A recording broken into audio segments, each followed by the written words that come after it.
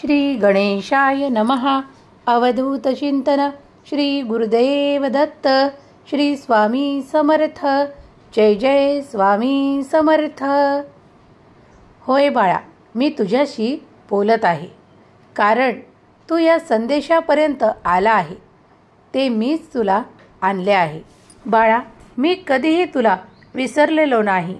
ज्या कठीण काळातही तुला असे वाटते की मी तुझ्या सोबत नव्हतो, त्याही क्षणाला मी तुझ्या सोबतच होतो. तो कठीण काळ आता उरणार नाही. तुझ्याकडे अशी संधी येणार आहे ज्यामुळे तुझे भाग्य उज्ज्वल होणार आहे.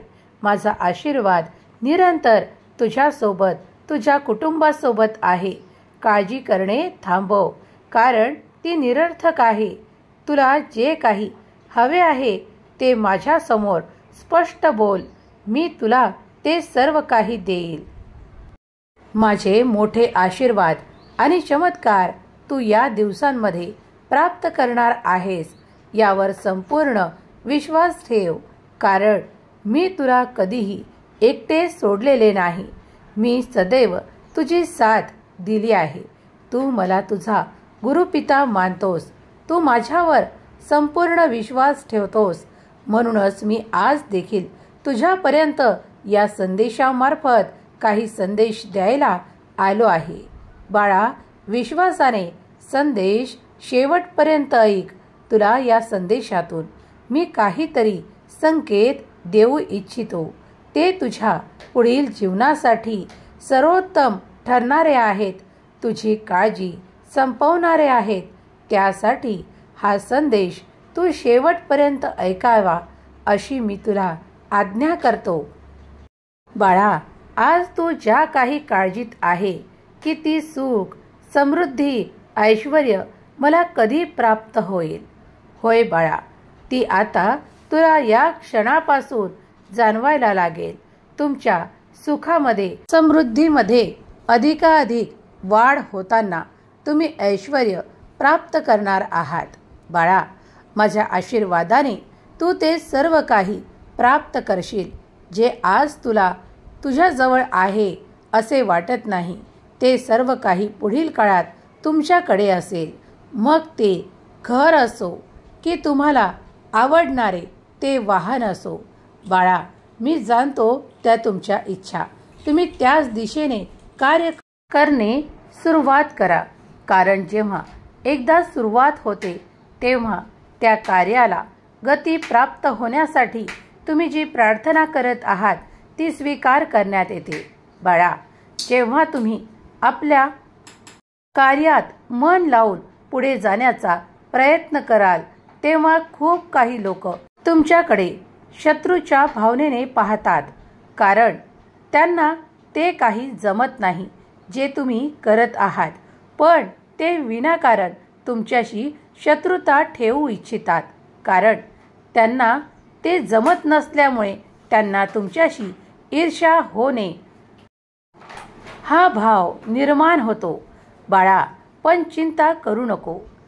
तुझा गुरु स्वामी समर्थ तुझ्या पाठीशी उभा असताना तुला कुठल्याही शत्रूची, कुठल्याही कार्याची भीती बाळगणे योग्य नाही. कारण ते शत्रू नतमस्तक होतील. तुझ्या समोर येताना ते लवकरच हार मानतील. कारण त्यांनी जे काही तुझ्या समोर दाखवण्याचा प्रयत्न केला आहे त्यासाठी ते अयोग्य ठरले आहेत. त्यांनी तुझ्यासमोर तो निरर्थक अभिमान दाखवला आहे. तुला शत्रू मानले आहे. पण तू तर अगदी निर्मळ मनाचा आहेस आणि तू कुणाबद्दलही शत्रुता ठेवत नाहीस. उलटा तू कुणालाही सहाय्य करण्यास पुढे जातोस, त्याला मदत करतोस. कारण तू माझा प्रिय बाळ आहेस. तुझे मन स्वच्छ आहे. तुझ्या मनात इतरांबद्दल काहीही गैर नाही आणि येणार देखील नाही. कारण तू स्वामींचा प्रिय बाळ आहेस. तुमचे ते शत्रू आता हार मानतील. कारण ते हे जाणतात की तुम्ही सर्वोच्च आहात. तुमच्यात ती कला आहे. तुमच्यात ते योग्य वर्तन आहे. तुमच्यात ती समृद्धी प्राप्त करण्याची कला ईश्वराने दिली आहे. तुम्ही इमानदारीने आपले कार्य करत पुढे जात आहात. तुम्ही कोणाकडूनही काही हिरावू इच्छित नाही. त्यामुळे देव तुम्हाला इतके अनपेक्षित लाभ देण्यासाठी येत आहेत की तुम्ही आजपर्यंत त्याचा विचार देखील केला नसेल. माझ्या प्रिय बाळा, तुझ्यासाठी अनपेक्षित लाभ येत आहेत. आता चिंता करणे सोड, कारण मी तुझ्यासाठी अशा काही योजना तयार केल्या आहेत ज्या तुझ्यासाठी कार्य करणार आहेत आणि त्यामुळे तू सुख, समृद्धी आणि अनपेक्षित लाभ प्राप्त करणार आहेस. यात शंकाही घेऊ नकोस. तुमचाही स्वामी संदेशावर, देवाच्या आशीर्वादावर, चमत्कारावर विश्वास असेल तर श्री स्वामी समर्थ लिहायला विसरू नका. देव तुमच्या संपूर्ण इच्छा पूर्ण करोत. तुमच्याकडे ते सुख, समाधान, आनंद देवोत. हीच स्वामी माऊली चरणी प्रार्थना. तुमचा विश्वास संपूर्ण ठेवा. देवाच्या आज्ञेत राहा, नामस्मरणात राहा. देव म्हणतात, बाळा, विश्वास ठेव. संपूर्ण जीवन तुझे समृद्धीने आणि आनंदाने भरून देणारा आशीर्वाद मी तुझ्याकडे देत आहे. तुला कुठलीही उणीव, कमतरता या संपूर्ण आयुष्यात भासणार नाही.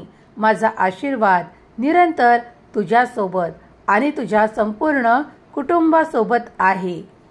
देव म्हणतात, बाळा, आज जरी तुझा विश्वास या गोष्टींवर बसत जरी नसेल तरीही पुढील काही काळात तू ते सर्व काही आनंद प्राप्त करणार आहे. देव म्हणतात, भिऊ नकोस. मी तुझ्या पाठीशी सदैव आहे. मी तुझ्यासाठी आशीर्वाद देत आहे. त्यामुळे तुझे प्रत्येक कार्य अगदी वेळेवर आणि योग्य तऱ्हेने होत राहील. कारण तुम्ही माझी प्रार्थना केली आहे.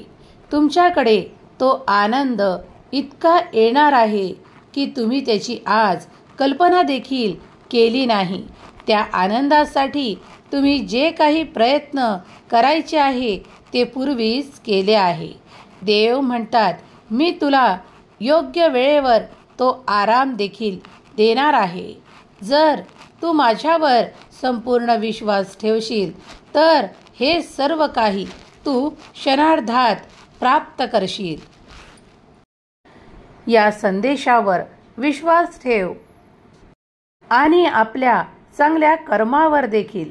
कर्मावर जेव्हा तू लक्ष देशील की तुझे कर्म चांगल्या दिशेने सुरू आहेत, तेव्हा देव तुझ्याकडे तो अनपेक्षित लाभही देतील.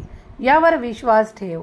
जेव्हा तुम्ही कर्मावर भर देता आणि चांगले कर्म करता, तेव्हा देवही तुमच्यावर प्रसन्न होऊन तुम्हाला ते सर्व काही अगदी सहजपणे प्राप्त करून देऊ इच्छितात.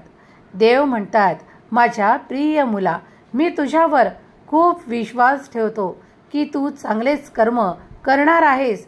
तू योग्य दिशेने वळणार आहेस, कारण मी सदैव तुझ्या पाठीशी उभा राहून तुला मार्गदर्शन करत आहे की तू त्या योग्य दिशेने पुढे चालत राहशील. बाळा, नेहमीच आपल्या कर्मात ती चांगली कर्म निर्माण करा, ज्यामुळे आपणच काय पण इतरांचे सुद्धा मन राखल्या जाईल, चांगले होईल.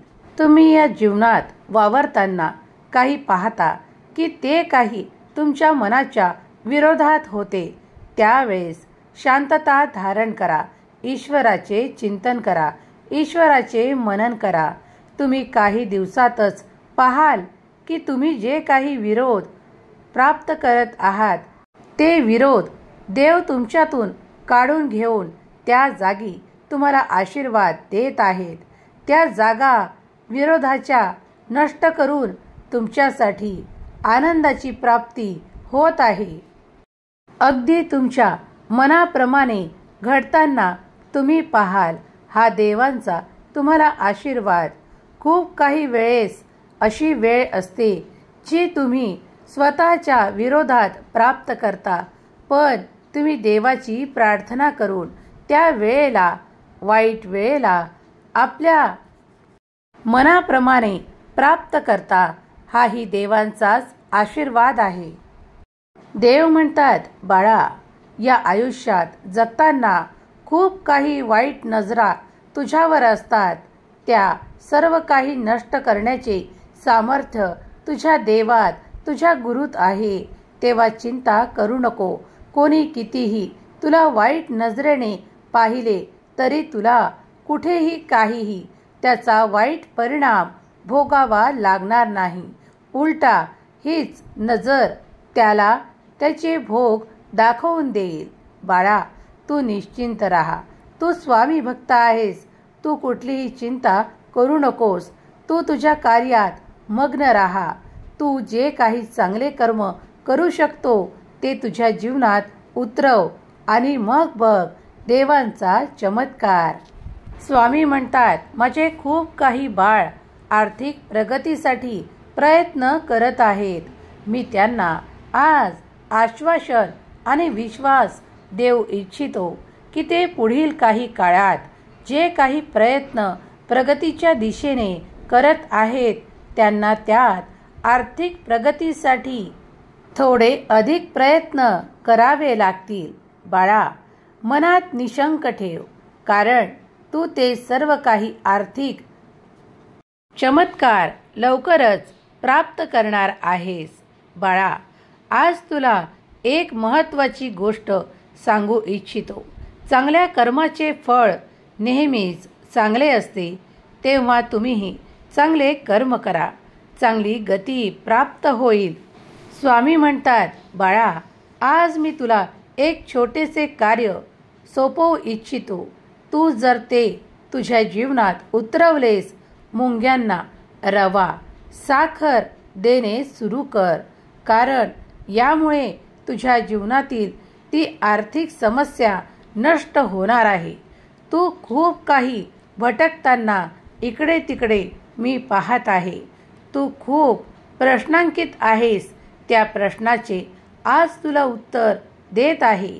जर तू हे छोटेसे कार्य करू शकलास तर तुझ्या जीवनात तू खूप मोठ्या प्रमाणात आर्थिक प्राप्ती आणि आर्थिक प्रश्न सोडवण्यास तुला असे मार्ग सापडायला लागतील की ती आजपर्यंत तू विचारात देखील घेतले नव्हतेस. बाळा, हे करून पहा आणि मग तुमच्या जीवनात कितीतरी बदल असे होतील जे तुम्हाला सकारात्मक परिवर्तन दाखवतील. तुमचे आर्थिक प्रश्न सुटण्यास तुम्हाला नक्कीच मदत होईल. देव स्वामी म्हणतात, बाळा, चांगले कर्म ईश्वर देखील मान्य करतात. म्हणून तू हे कर्म जर आपल्या जीवनात नियमितपणे उतरवशील, जर तू सांगितलेले करशील तर तू ते आर्थिक चमत्कार नक्कीच काही दिवसात प्राप्त करशील. तुला असे मार्ग सापडतील जे तुला आजपर्यंत दिसत नव्हते. बाळा, ते स्वतःहून तुझ्या पुढे येतील. होय बाळा, तू सत्य ऐकत आहेस. तुम्ही केलेली विनंती मी मान्य करतो. त्यासाठी तुम्हाला मार्ग देखील दाखवला आहे.